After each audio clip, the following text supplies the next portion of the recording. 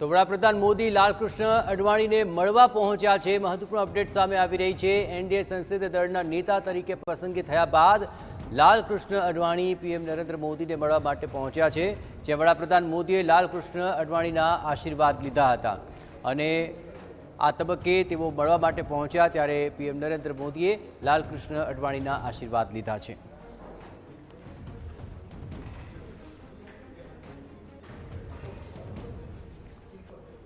आज एनडीए संसदीय दळना नेता तरीके नरेंद्र मोदी ने पसंद करवामां आव्या अने त्यारबाद तमाम महत्वपूर्ण जे वातो छे ते पण सामे आवी अने तेने ज लईने हाल तो वडाप्रधान ने मळवा माटे लालकृष्ण अडवाणी पण पहोंच्या छे अने तेमना आशीर्वाद वडाप्रधान नरेंद्र मोदीए लीधा।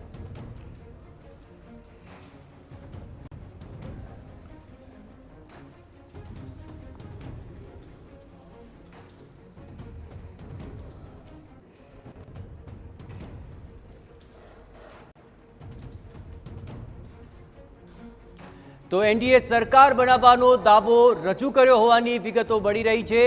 સરકાર